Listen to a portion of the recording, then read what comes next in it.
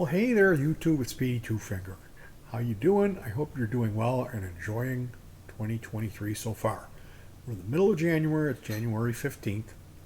This video is just me chatty. Can hear the echoing of the mouse clicks ringing out into the night as the 6 people who clicked on this video realize it's nothing interesting. So, how you doing? I'm doing well. All I got for Christmas was the coof. I kid. I did. You want to see my Christmas present? I got this wireless. These you plug one into the guitar and one into the amplifier, and you don't need a cable. So that's really neat.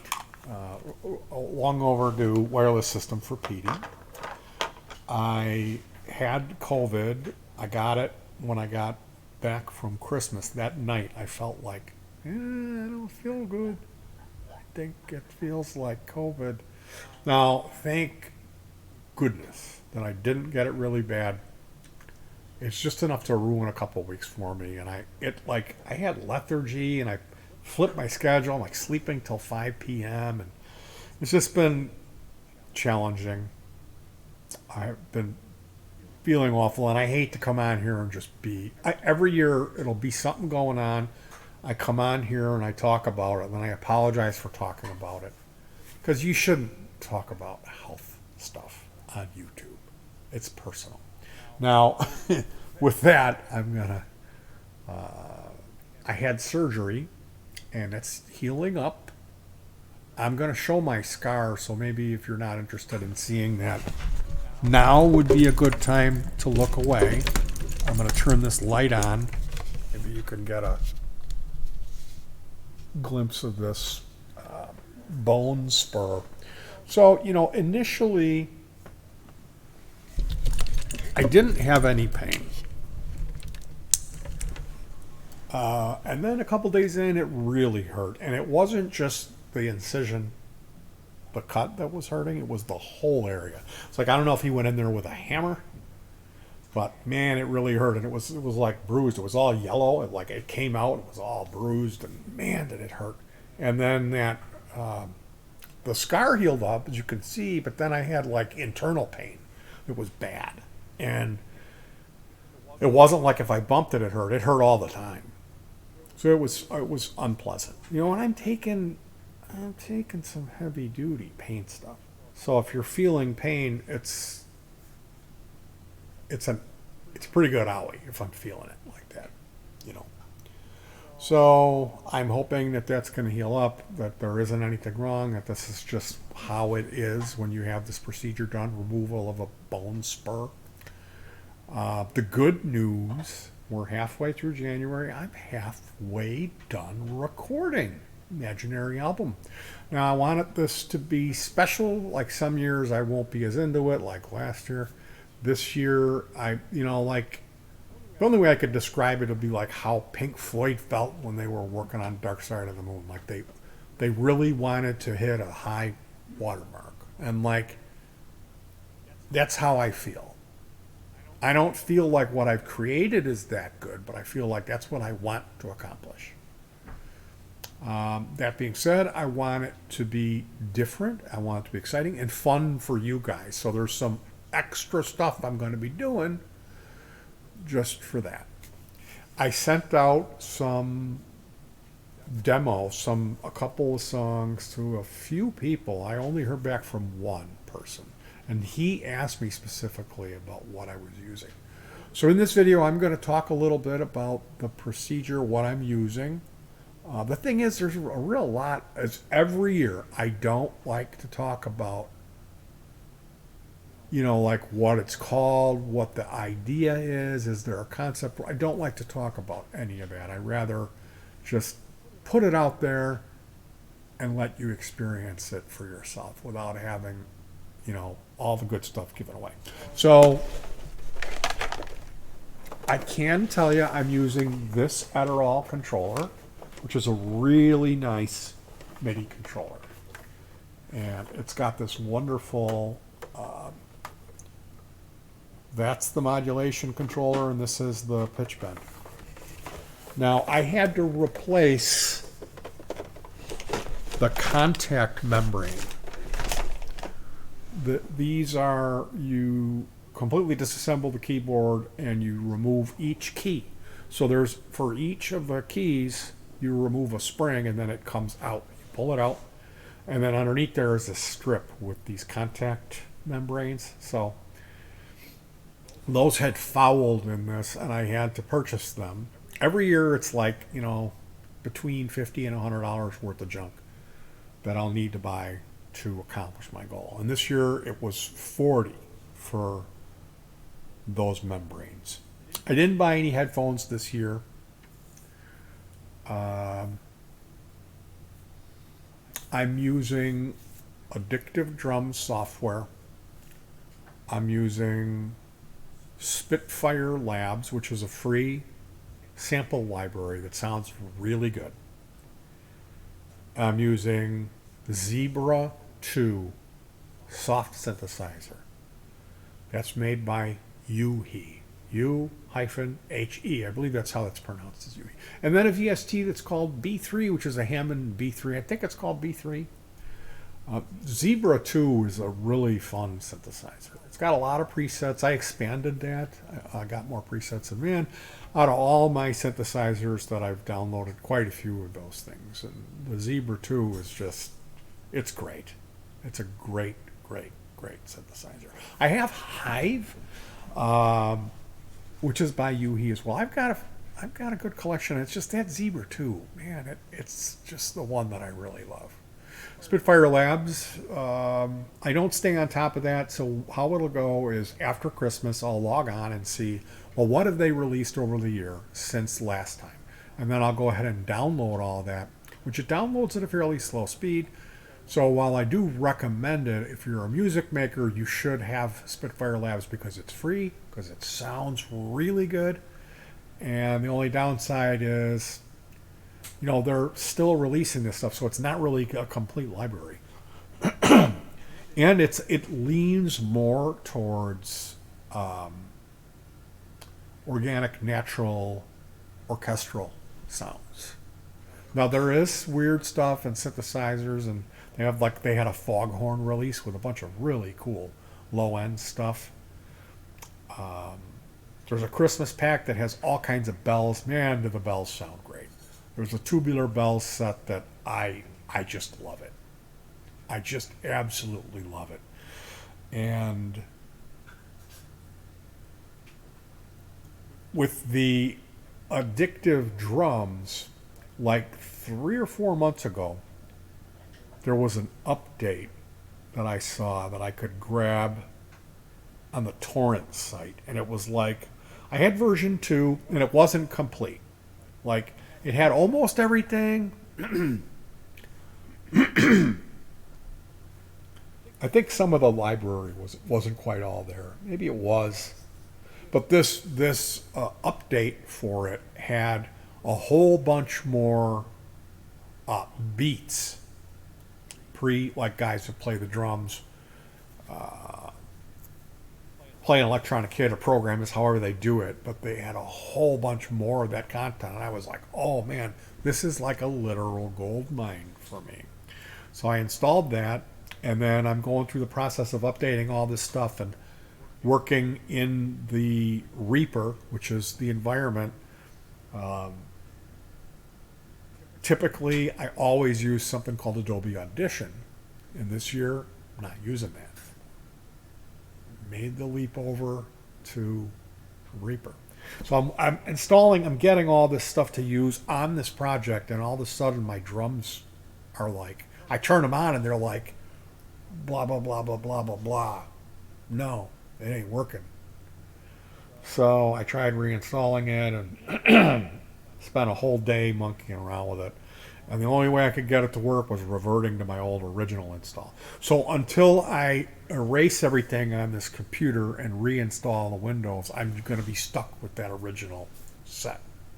I'm not going to have the updated, expanded version of Addictive Drums. And see, that's the thing. For me, the music hinges on the drums. Once I use everything up in there, then I'm going to have to find something different. And that software is not cheap, so I tend to try to find it on a torrent. So that's what I'm using. I really don't want to talk much more about, and risk giving it away, except to say it's going to be fun. There's going to be some surprises. It's going to be different, and I hope you guys are excited about it because I sure am. And I want this to be at a really high level of pedigree, something I can be really proud of. Now, I got to that point. Typically, how this will go is you get everything kind of, you're setting it up, and then I'm ready to maybe, start recording. So you do that, and then you're still working the bugs out of the system, meaning not the software, but the hardware, like the cables and where you put stuff, the physical aspect of it. So that'll fluctuate in like the first two songs, and then you'll get it really dialed in. You'll get efficient at operating the system, and you'll do really well on the third and fourth track. So well that you'll hit a high mark. And then it's like you feel intimidated by it. You go, the next day comes and you'll start playing around and you'll play something and it'll be like, oh no, that's happy birthday. This case, I had this piece in it. I shouldn't say this, but it sounded like if you were an inbred or mentally challenged person from the hills, we'll say, south, this was the song you would play. It's just like get down, like nice car, like just like ugh.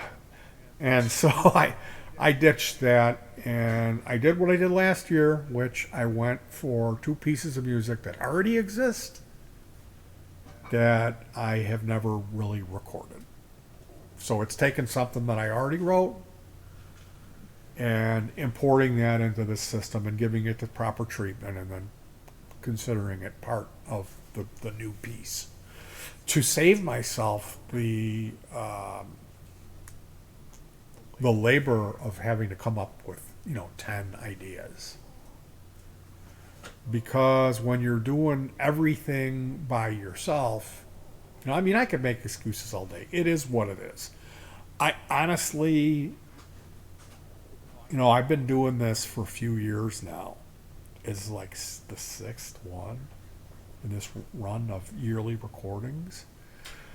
And I don't grow that much as a player and as a musician. And only having two fingers and being inspired by the guitar, there's a lot of repetition. And it's really, for every, thing that I've done that's in the same format, same style as something else, there's hundreds of those before the impetus of something actually original will come down the pike.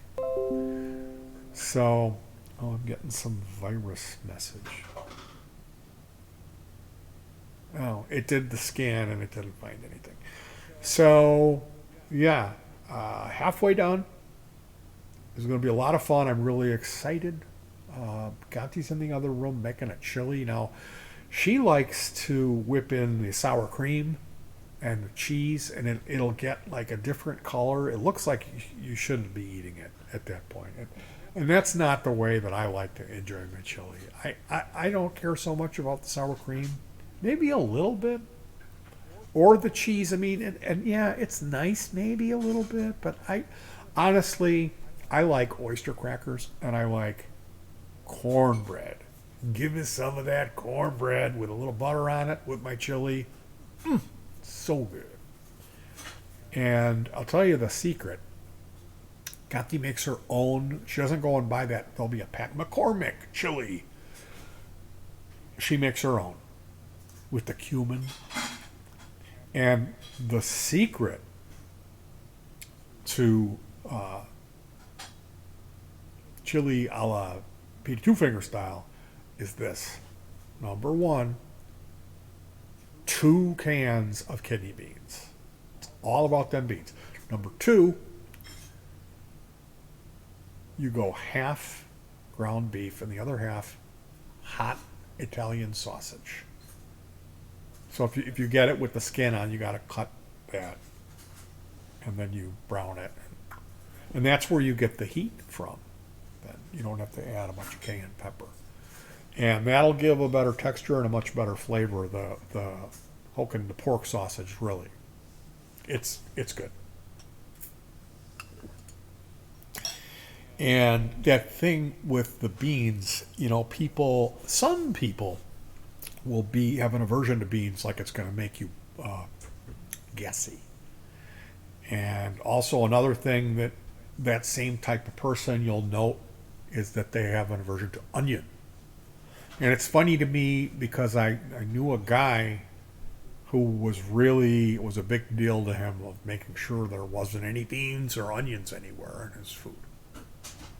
And I believe the reasoning behind that was he thought that all of a sudden Christy Brinkley or some, hottie supermodel was going to appear and want to start sucking face with him. And it was like, if you knew this guy and his history, his personal relationships, that's all he should have been doing is eating beans and onions. Because the horrible trollops that he ended up with, maybe it would have helped keep him back and keep him out of divorce court and holding some semblance of sanity and dignity. You talk about bros before hoes? No, this guy's. I wish him the best. We were close, but he went after this girl that he met on fishinthesea.com, and he kept talking about her name. It was a double S. It sounded like a stripper name. Didn't sound like a real name. Then I talked to one of my buddies. Well, he said, she told him she didn't want to be involved with a drunk, so he had to quit drinking. Because he's an unbelievable alcoholic. So it's like he's going to quit drinking for this broad. Then I talked to my buddy who spent time with them on a holiday, and he said she was running upstairs every 10 to 15 minutes doing coke, I guess. And later on, I heard he moved her in, and then she gave him the ultimatum that she had another guy. She'd been cheating on him the whole time, and that she moved that guy in there. So now she's living there with her boyfriend. she just used this guy, which has been this is like one in a string. And he kicked my ass to the curb in a really vulnerable down point in my life. It was right when Gusty died. He invited us over to have dinner, and we went over there and he wasn't there. And I'm calling him, and he had his phone shut off. Then he said she broke her arm, and then I saw her pictures on the thing, and she's no cast or anything. And then, he eventually, I think I said fuck you to him after that, because he lied to me. And, it's just that type of thing is, every time the guy ended up involved with a girl, it would be something where I would find out that she was cheating on him, and I would let him know. And then he would ostracize me. I wouldn't have anything to do with him for 3 years because he hated my guts. And then he would catch her in bed with a guy, and then it would be like he would want me to come around, and help him put the pieces of his life back together, because she would take all of his possessions when she would leave. So, like I said, extra onions and beans here in the Two Finger House. We don't worry about that, and we don't have to concern ourselves with such folly as infidelity either. So it looks like we're going to be checking out what's the name of this? Moon Age Daydream tonight, a film by Brett Morgan. Now it's only got a 7.8 on IMDb. wonder if Baloo is in this.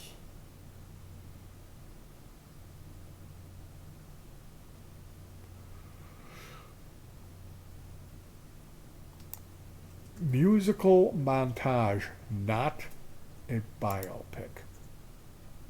Different but fitting overview of one of the greats. It's not a biography, it's a census attack. It's 2 hours and 18 minutes of Bowie. Definitely not your average music documentary. A love letter to Bowie. Incredible. Horrifically pretentious. Really, really bad. I walked out. Sound and vision, but lacking in connection. Another dreadful piece of hyperactive garbage. Moon Age Daydream is the greatest rock movie of the decade. Now, typically, oh, here we have sad. See, yeah, oh, I don't want like that. sad. No, I don't like sad. Typically, when it's mixed reviews, it'll be the type of thing that I go for it. I like it. So I'm excited about checking that out. I'm going to be continuing to work on this piece. I don't have any clue as far as I'm gonna venture to say that this is gonna be done the end of the first week of February to Valentine's Day. That's about how long this is going to take for me to finish up, because I want to try to do it justice and I don't really want to have too many throwaway songs on it. So far, there really aren't any. There's one song that I already had written, but I worked on that today, and it fits perfectly with the other pieces. And as Compti, I was like explaining this to her, like, oh, I'm going to do this. And it's like, does it matter when I wrote the piece of music? I still wrote it. You know what I mean? So it doesn't, to me, it doesn't matter at all. And honestly, these other two pieces are relatively new pieces of music. So, anyway, you guys, this was a lot of fun getting a chance to just talk and talk and talk about my old buddy and his situation of I can't even imagine living your life like that. I cannot even imagine it, but it is what it is, and we are no longer friends, and it is none of my doing. It really isn't. I mean, how can you be friends with somebody who would treat their friend that way? You know what I mean? Why would you want to be friends with somebody who acts like that? And to realize, like, he's had 1, 2, 3, 4 relationships in his life, and all of them were the same type of woman, and they ended the same way. Is there anything more that I could consider except for there was nothing I could do. I could be the best friend in the world and it wouldn't matter, because he's the type of person that he isn't going to have anything to do with his friend when he has this female in his life. And there's a short period of time for that, and then it's a couple of years of infidelity, and then he finds out about it. And then at that point, he comes running back and wants to be buddies again. And I mean, after that's happened X amount of times, it's like,